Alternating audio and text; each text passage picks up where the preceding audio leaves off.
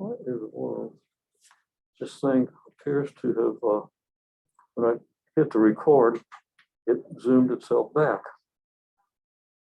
I don't know what it's thinking. There we are. Okay. So here's the problem. We got the sine of 2 pi x, the cosine of 2 pi x. I'm not actually going to do these integrals. On this one, you got to use some formulas and stuff. So presumably you know what those formulas are. But let's look at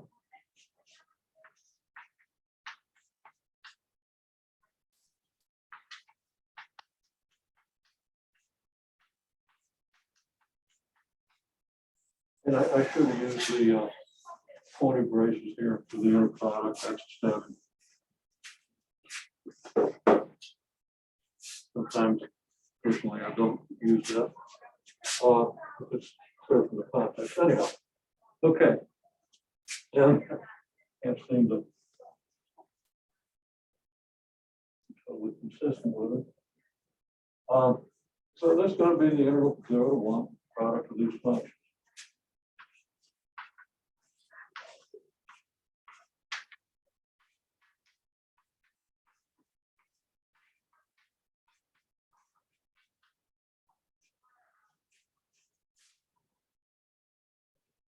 Now, presumably, you know how to integrate this.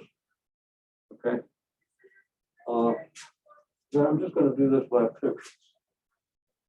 Okay, the picture looks like this.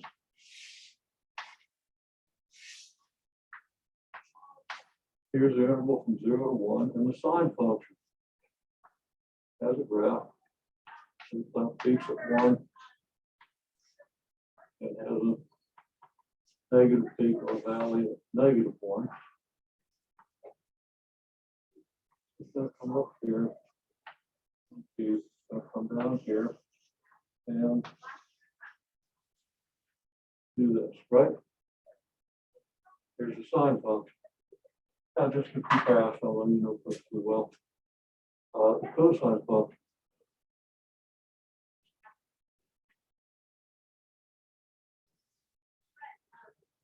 And down here, up here, and back down here. Okay. Now,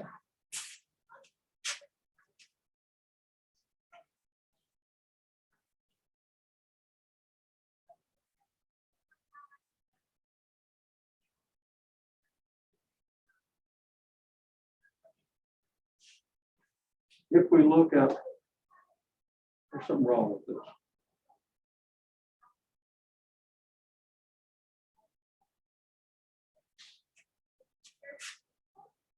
I'm going to draw the cosine function correctly.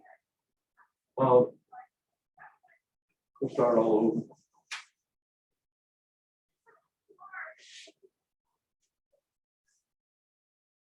Take this product with me.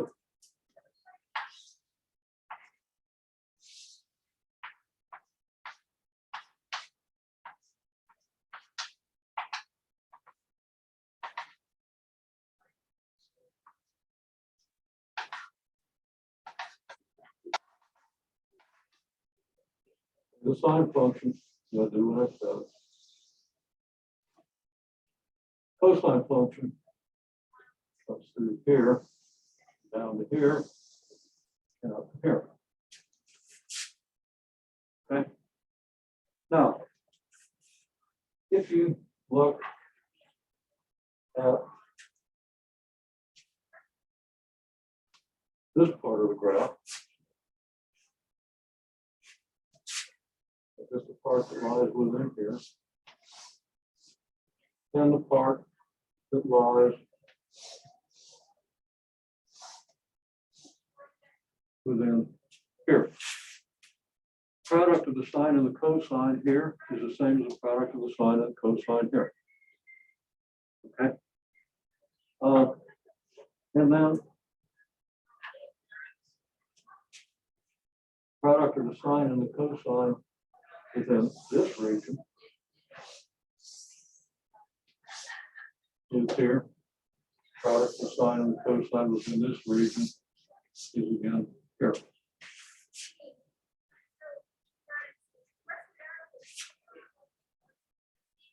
In this region, product is positive. In this region, the product is negative. Okay?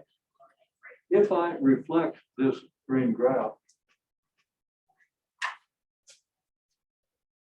in this region,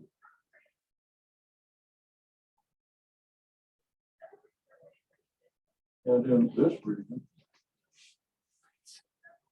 okay, this purple graph is a reflection of the cosine graph. Then we see that what I have in this region is identical to what I have in this region. What I have in this region is identical to what I have in this region. Okay? So that the integral in the region down here, okay, well, what you have is if you multiply these two graphs, okay, the product that you get for the sine and the cosine here is negative, but it's equal in magnitude to what you get here. And what you get here is the same as what you get here. So everything adds up to 0. Okay. So it's a way of looking at it that you probably don't get to see in calculus. Maybe you do. I don't know. I just saw one. I should have asked how geometric you guess things. Okay. Because you're busy using integration technique and stuff like that. So, and then same thing over here. What you get over here is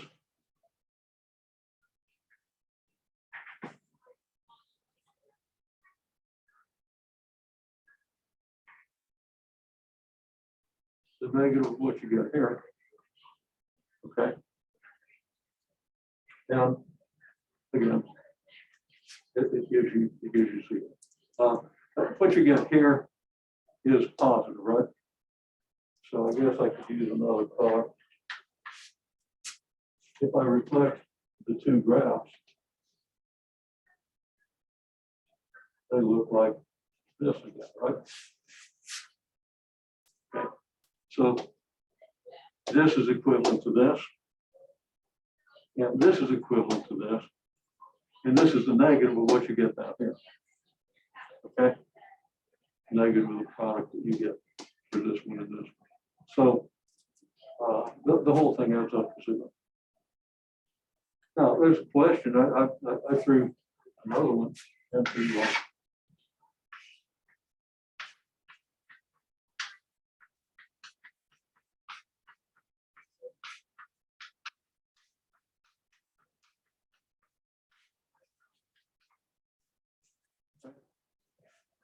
how do these graphs line up? Well,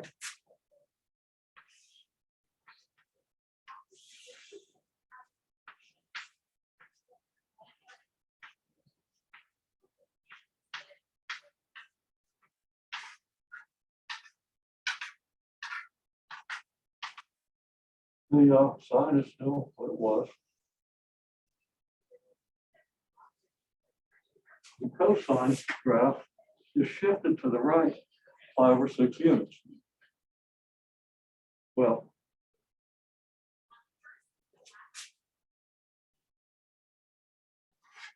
when I did this, I should have shifted it to the right. I wanted to shift it 5 or 6 units. I'm going to shift it 1/12 of a unit. Okay, which is 1/12 of your 2 pi. Now it's actually going to shift it to the right. No, that's going to do it. Okay, so let's make this 1/12. I'll write that down carelessly. So what's 1/12? Well, here's 1/4, right? And 1/12 is 1/3 of a fourth. So there's 1/12 of a unit. So now the cosine keeps up here. Let's get the color similar to what I want. Okay, and it's going to go through the x-axis here, and it's going to have a negative peak here, and go through the x-axis here, and it would peak over here. Okay, well, what you're getting is you're getting a peak here. Now you got to start at this point, and the cosine of negative pi over 6 is square root of 3 over 2, about 0.87. So that looks like, you know, if this is 1, that's plausibly 0.87. And then we come back down here, and we come up here, we come up here, and we get to our 0.87 here.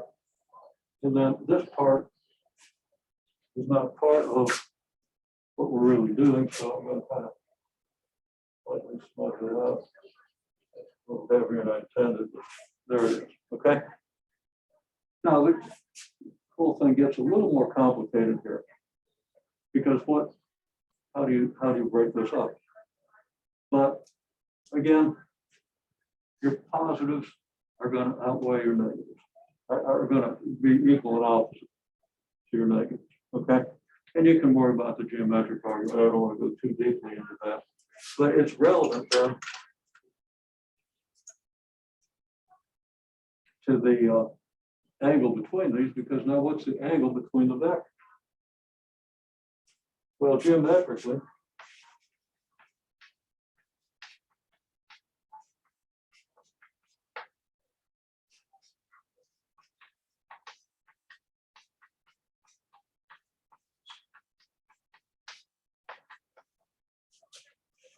this is 0.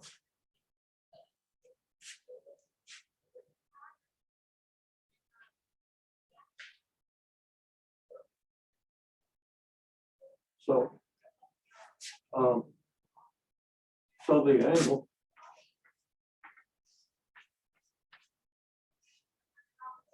is 0. Sorry, the angle pi over 2. And cosine of the angle is 0. Pi over 2. Yeah, cosine of 0 is.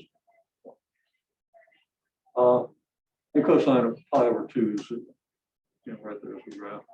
And hopefully you are very conversant with the circular model, so you understand the sine and cosine in terms of the circular model. Okay,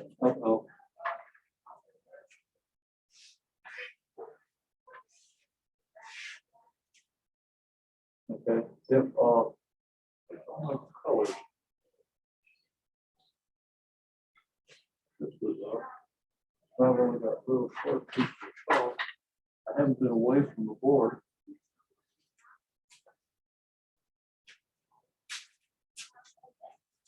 I've always thought that the universe absorbs the piece of chalk that I'm looking for. I think we've got proof there.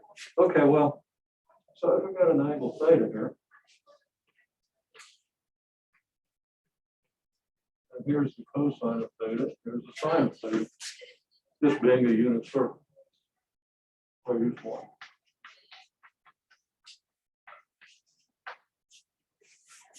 So if you see that the angle is 0, and of course there are steps between here and here, but you all know those steps. Everybody wrote it out. Then you visualize, well, the cosine is 0 here or here. That's an angle of pi over 2 or 3 pi over 2. Now the angle that we get when we do an inner product is the closest angle, the smallest angle, the smaller of the two angles. If two fragments are at right angles, then you have an angle of 0 here, or if you wish, you have an angle of pi over 3 here. And that's an angle of 0, an angle of pi over 2 here, pi over 3 here. Okay. So that's kind of a neat application, and it's really important for engineering and lots of other things, which is why I took the time to show. Okay.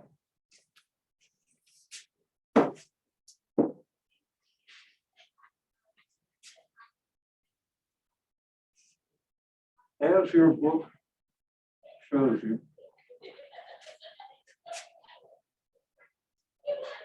In an example.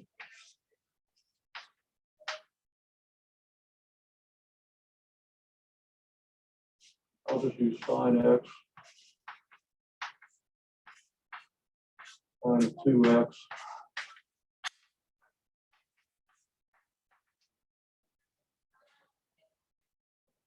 Sine of 3x, etc. Same argument, and you can draw out the geometry of it. I'll just do it for sine of x or sine of 2x. Now, of course, you got 2 pi here, and the integral product would be in the integral from 0 to 2 pi, or any interval of length 2 pi. If I wanted the 2 pi in front of all the, I didn't want to write all the 2 pi's, I could have gone from 0 to 1 like I did before. That should be kind of clear. Okay? And if it isn't, go back, replay this, hear what I said, and think it through. You'll be glad you did. It's not difficult. Y'all done much more difficult stuff right here in front of my very eyes. Okay? You shouldn't have any trouble. But anyhow, the sign is going to have a graph that looks like this. And the sine of 2x, well, you know, for calculus, it's going to horizontally compress. Alternatively, you know that 2x is going to go through 2 cycles if x changes by 2 pi, because 2x is going to go from 0 to 4 pi, right? And you want to always be conscious of that. You got to use that. You're going to need it. No, I see it now. No, I don't see it. There it is. It's under the other. Okay. Anyhow, the sine of 2x will then do this, and this is not a particularly good drawing. And I screwed it up while I was talking about it.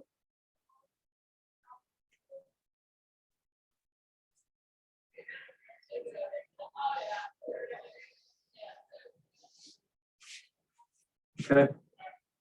Now, geometrically, just as an example, you can easily see that what I have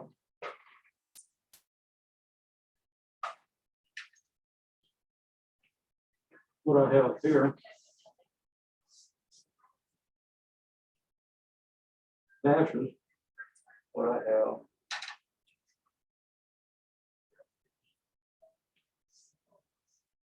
down here. Okay. In other words, what I have here is just the opposite of what I have here. I have 2 positives here. If I was to reflect this graph in this region, I'd have this again, and this is totally symmetric with this, right? Okay, but it's negative because you have a positive for the sine and a negative for the. You have a positive for the sine of x and a negative for the sine of 2x. So geometrically, you can make the argument, and you can do the same for any of these numbers. Okay, and that's really convenient to know. It's not difficult to do the integration technique and show it, and you should be able to do that. Okay.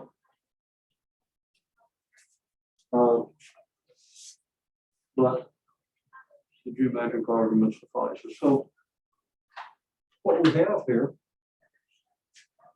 is an orthogonal set.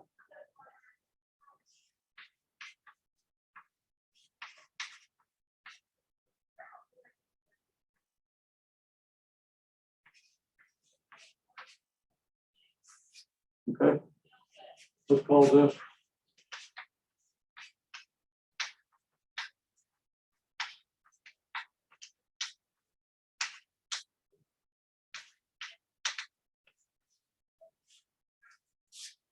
W1, W2, and so forth. So there's W1, W2, W3. Okay.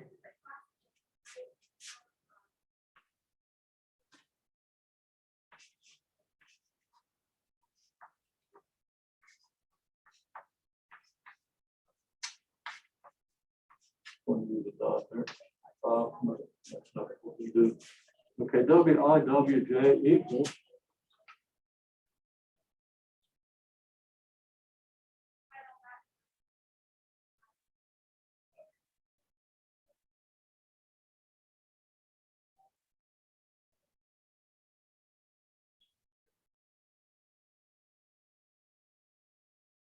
No, you gotta think about the constant.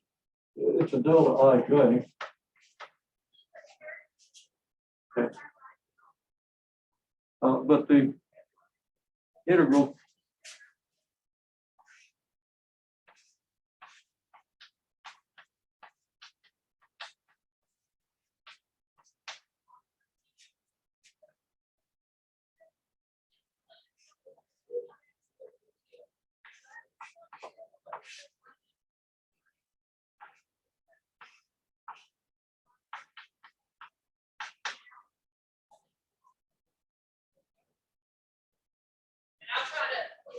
is 2. Okay. And in this case, it'd be -2.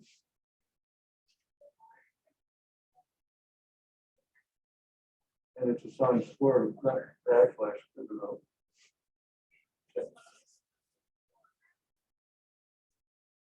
I don't take the time to write it out. It's a constant times delta ij. And the average value of the sine squared is 1/2. So I think it's pi times delta ij. But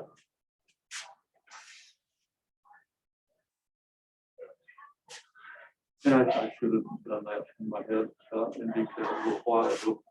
I don't want to go through the details.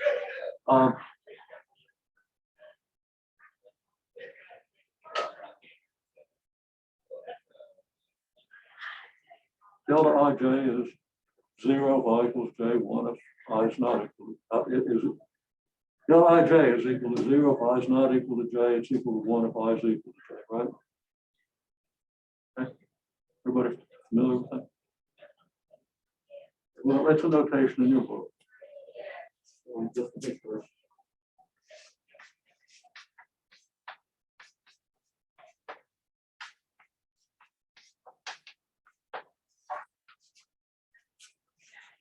Okay. Okay, so this is an example of an orthogonal set because every one of these vectors or functions is orthogonal to every other. Because the integral of any one of these with any of the others is 0. So the angle between them is 0. Okay. Orthogonal means the same as perpendicular, but usually used in cases where you don't actually have angles. These things really don't have angles, but we still talk about the angle by generalizing the angle that we get for arrow vectors. All right. So this is an orthogonal set. Now, if you have an orthogonal set, it's very convenient to do the dot product of any vector with the orthogonal set. Now, there's another one, an orthonormal set.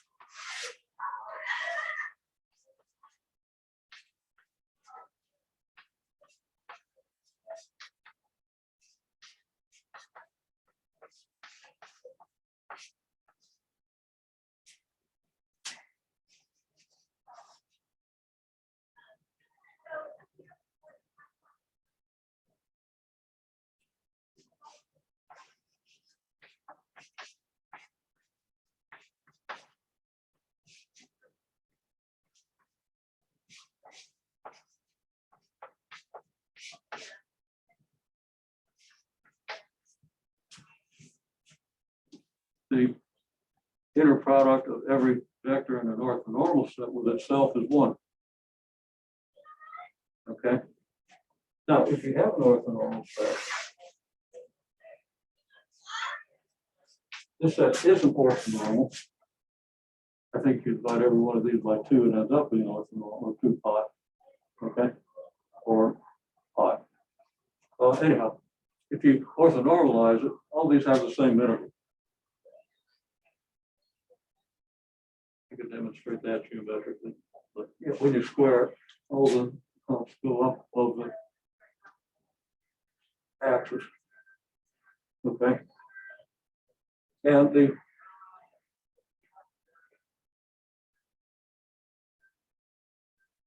well, that's going to give you a positive integral, and it's the same for every function. no matter how many humps you've got, the average height of a hump is the same, okay? And you should understand, this is important too, because people lose track of this. Then they get into physics and molecular calculus. You have to spend time going back over. But what's an integral?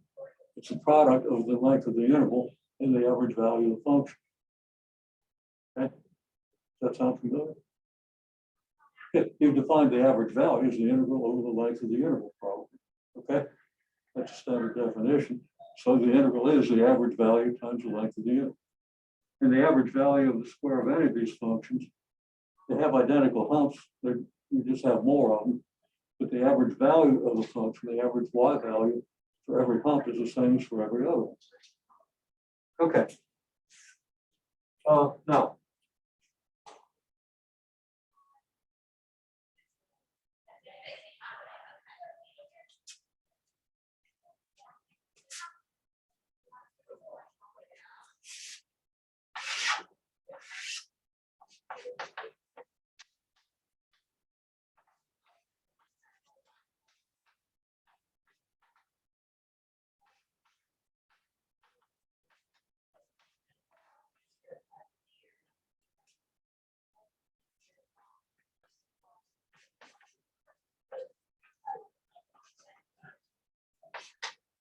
Now, this is just any old W1 through Wn. It's not this example. One more comment in this example is these functions span the space of all continuous functions. Okay. It's an infinite set. And that is the basis of the Fourier series and so forth. And I think the text has a nice picture of Fourier. I don't know if that's what it really looks like, but that's what the artist made him look like. Okay. It's probably a fairly good likeness. It doesn't matter what he looked like, what he did. So we assume that this is orthonormal. Then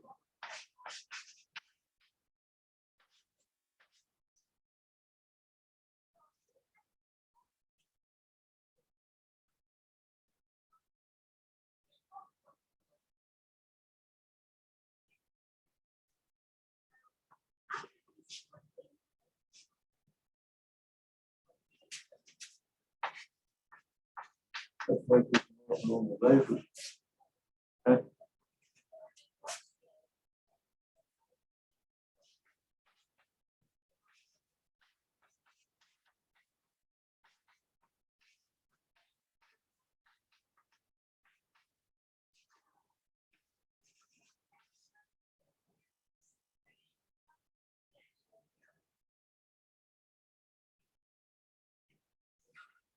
Need more room. Compress it, I didn't write the whole thing, but C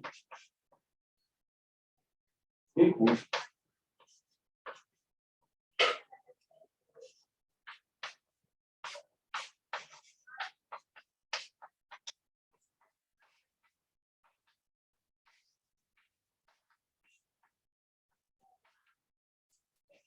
this. Okay. Geometrically,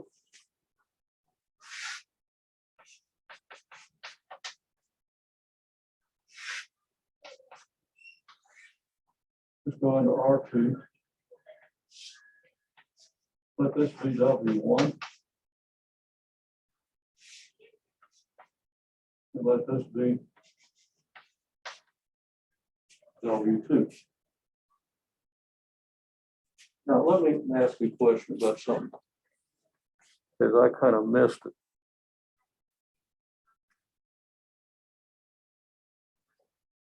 I'm not sure whether in the first two sections, I don't remember seeing it in the first two sections of the text. They might do in the third section, but they do a bunch of other stuff. Okay, well, I'm going to talk about it first in terms of this picture. Okay, these are both unit vectors, and they're orthogonal. Okay.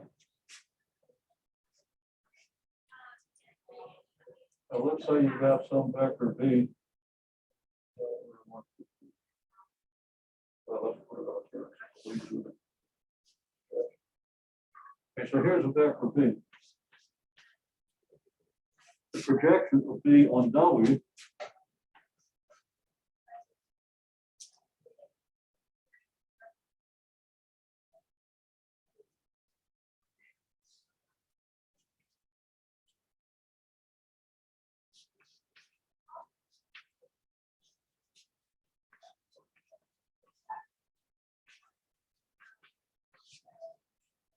is here. You just come down to the line of W at a right angle, and there's your projection. And then similarly, this W2 come down here at a right angle.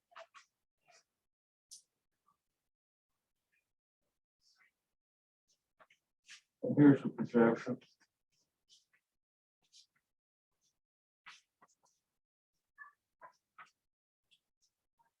Oh, give me a hard time. That word is on. Projection of V on W2 is here. Okay. Now, if you add the projection of V on W1 to the projection of V on W2, well, it should be clear that this vector here is also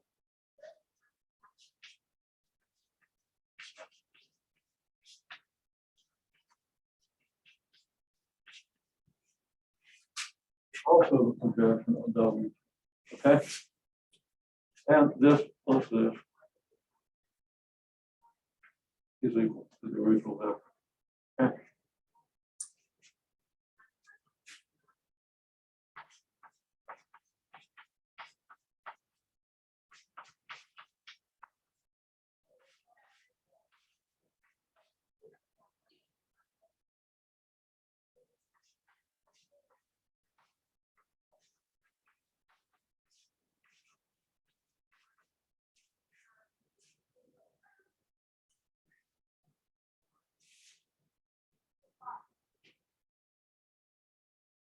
Are you familiar with vector and scalar projection? Have you seen it? Okay. Just to be sure.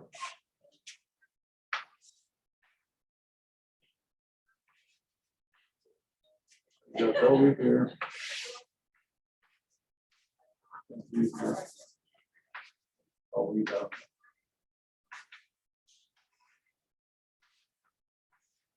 You got angle theta between these vectors. So that this displacement is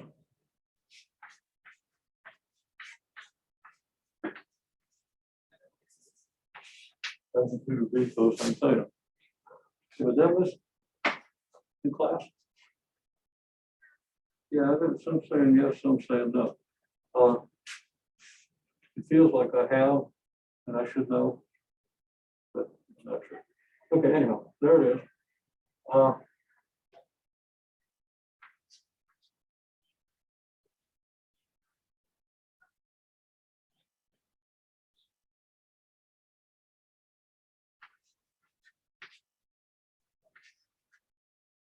V dot W.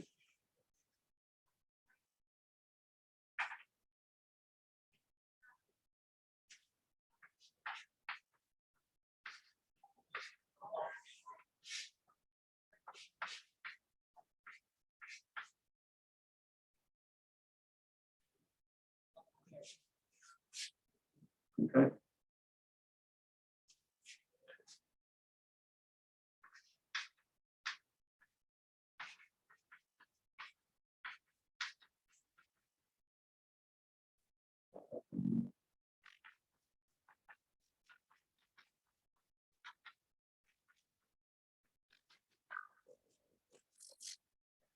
Okay.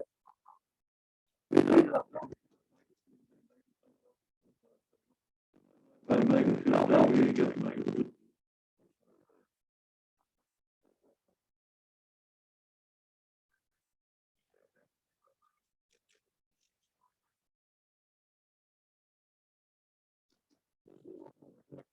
Okay.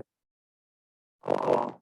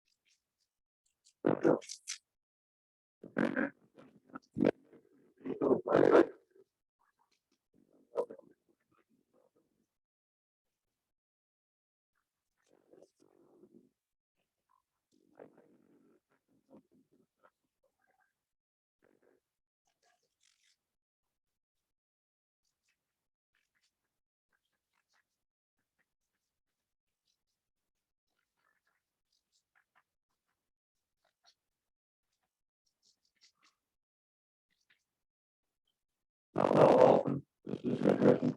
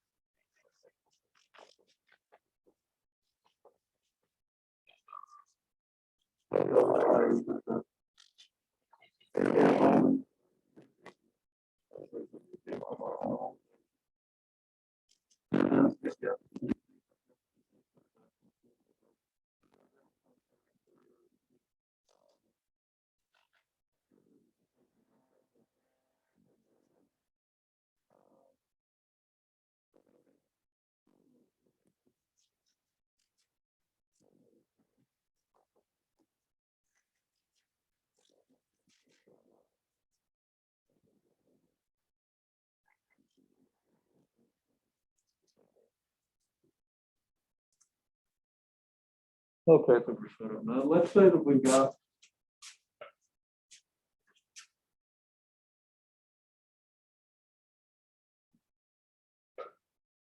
I want to keep it simple, so I'm going to use.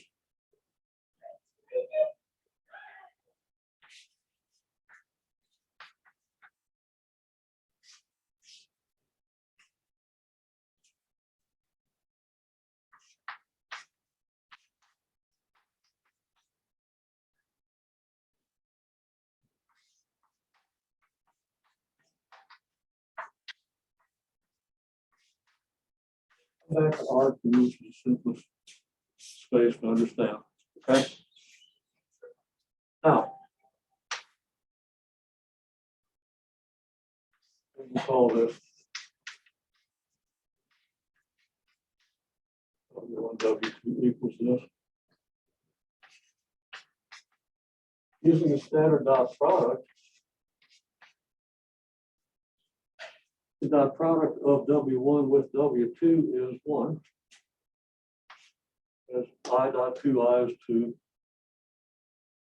And I dot j is 0, and j dot 2i is 0, and j dot negative j is negative 1. So we get 2 minus 1, which is 1. That's easy. Okay.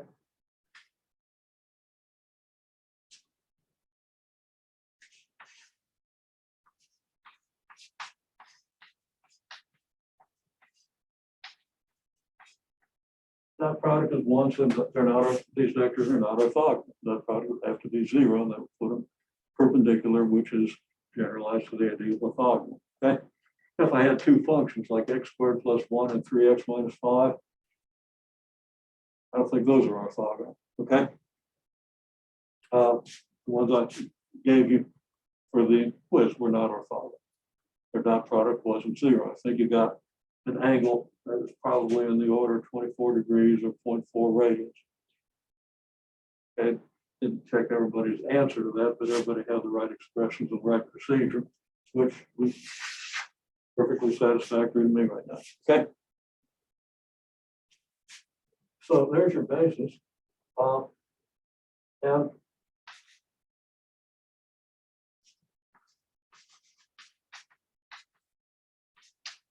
W1 dot W1 is 2.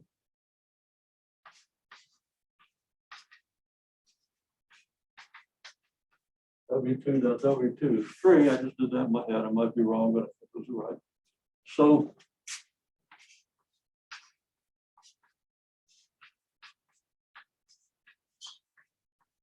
these are the vectors. Okay.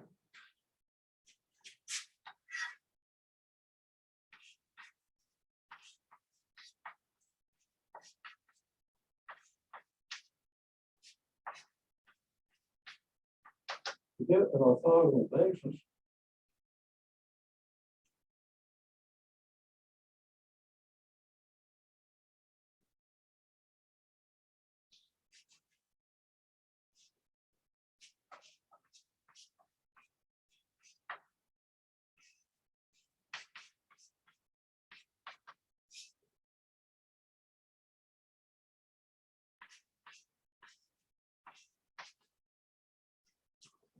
W1 minus its projection on W1, its projection on W2. W1 minus the projection of W1 on W2 is perpendicular to W2.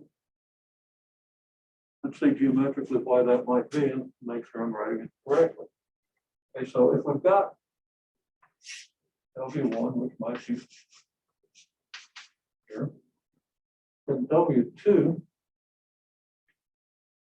which might be here. Okay, where's our projection of W1 on W2? Right here. So here's the projection.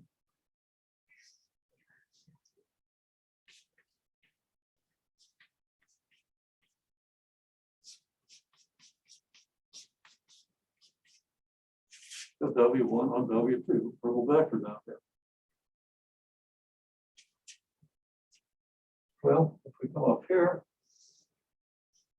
this is minus the projection.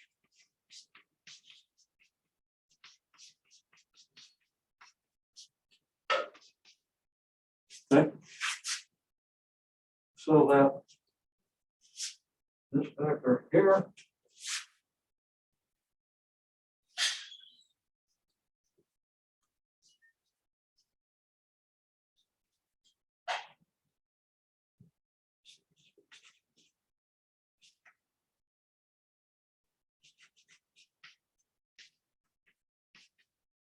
written a little small, but this is W1 minus its projection on W2. Well, the projection is perpendicular So right here, we have a rectangle, right angles here. And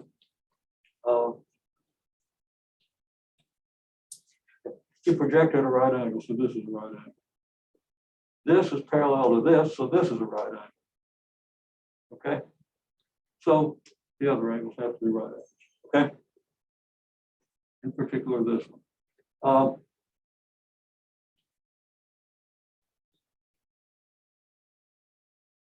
So that's the geometric reason. And what we're doing is we're subtracting the component of W1 in the direction of W2 from W1, which gives us a vector perpendicular to W2. I won't say that.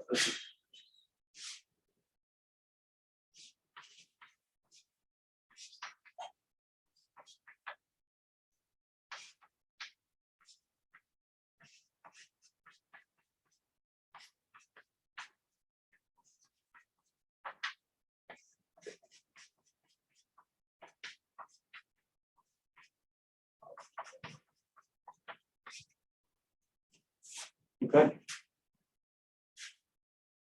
Well, that's easy to calculate. So let's calculate real quickly.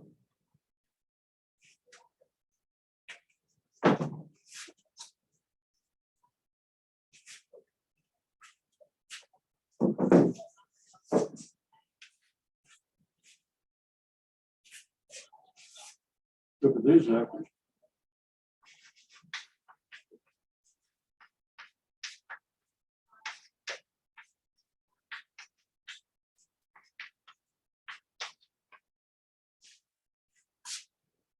Okay, the projection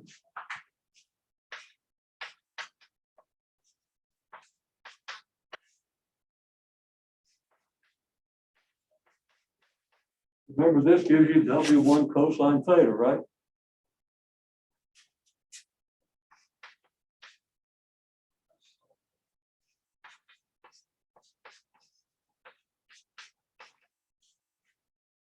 And this is a unit vector in the direction of W2. So this is your projection.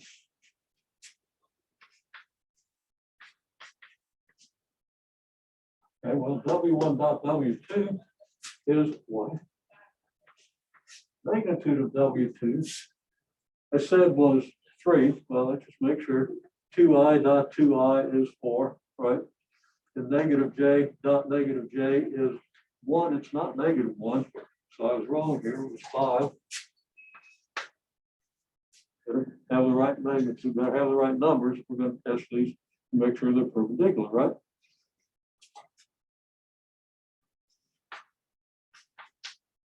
And then it's times W2 over 5, which is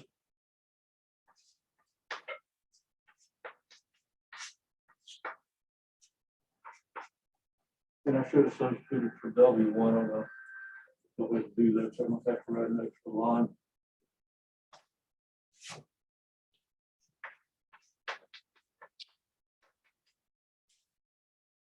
Okay.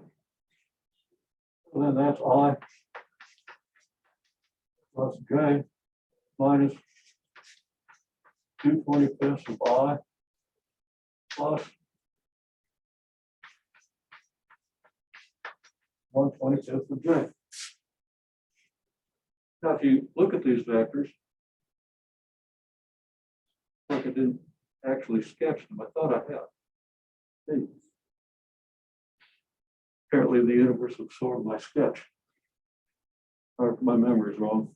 Well, we can sketch these vectors easily. I think I sketched on another board or something. So I plus J is here. And then 2I would be out here and minus J would be here. Okay, these aren't far from perpendicular. So we take 1/25 of this, which would be maybe here. So here's our projection. And we subtract a little bit of I also. But we take 1/25 of this back, right?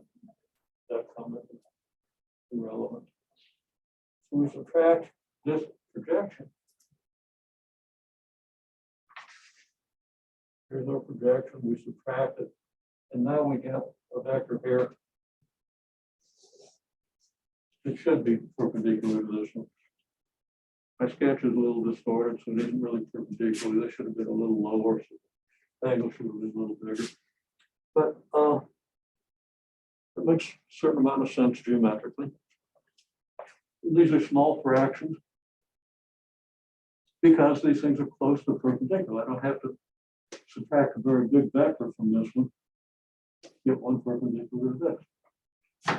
So this is, now in decimals, that'd be 0.04, okay? That'd be 0.08. So we get 0.92i plus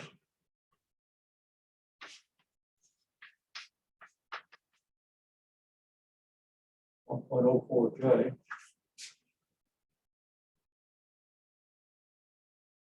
Yeah.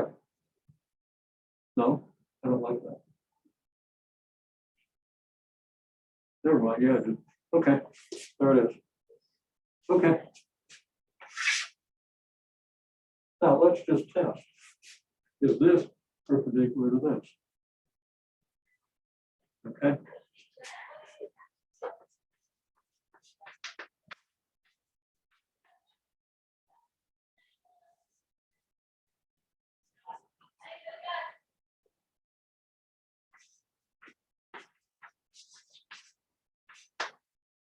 And incidentally, this is a vector projection. I should have put an arrow over it. And I should have arrows over these. If I write projection without an arrow, that means just wherever it is. Well, just this. That's your scalar projection multiplied by the unit vector. Okay. You see that in your book. Okay.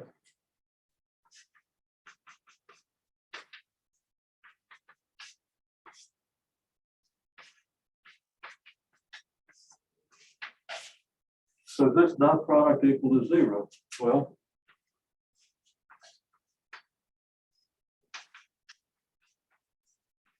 if I've done this correctly, which is of course in question,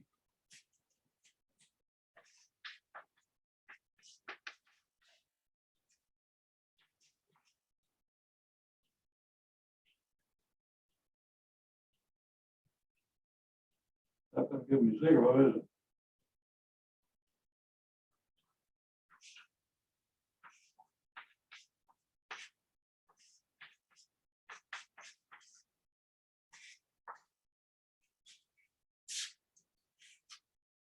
Okay, they do some boneheaded thing here.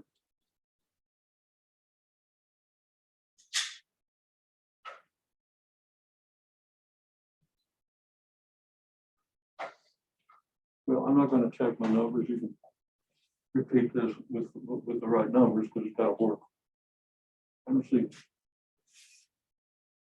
Unless I got my magnitude of W2 wrong.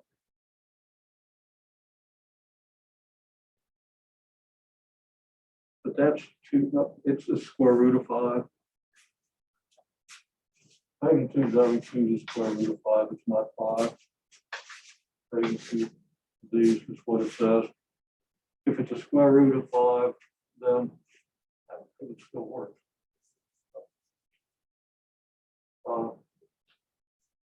That'd be 2 over 5, that'd be 0.4. Actually, yeah, that's 0.6. And this will be 1.2. Okay. Now, if I correct those numbers, 0.6, 1.2, I get 1.2 minus 1.2, which is 0. Okay, I knew I'd done something completely boneheaded because it had to work. It was too hard to find.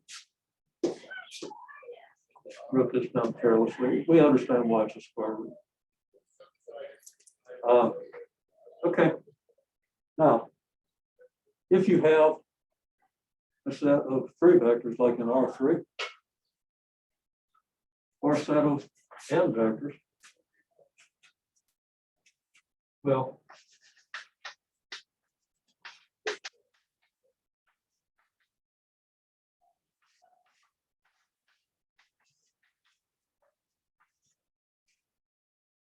calculate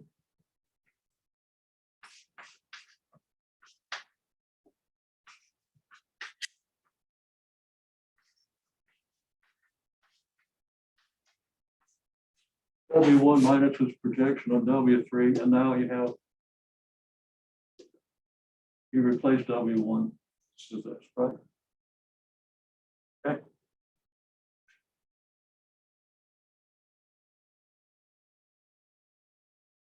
Then you subtract the projection of W2 and W3.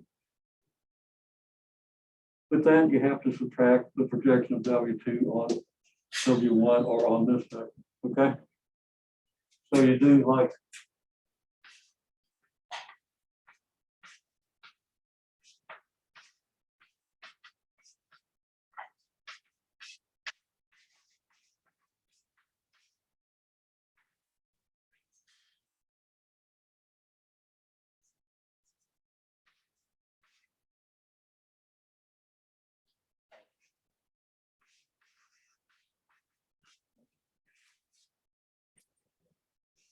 you project W2 and W3, subtract that from W2, so that'll give you something perpendicular to W3.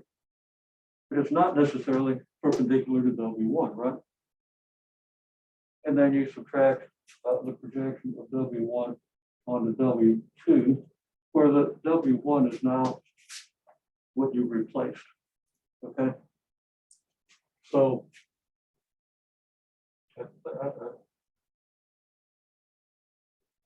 we'll call it W1 prime. Okay. And then we'll call this W2 prime.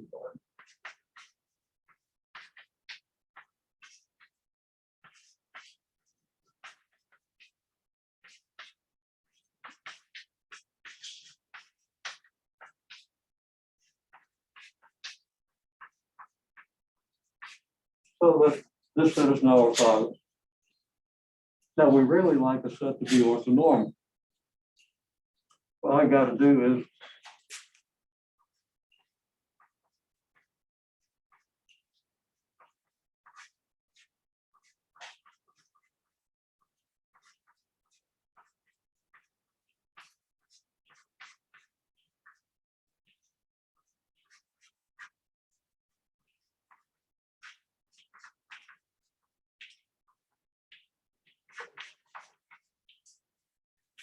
divide each of these by its magnitude. Now they'll have magnitude 1 is orthonormal.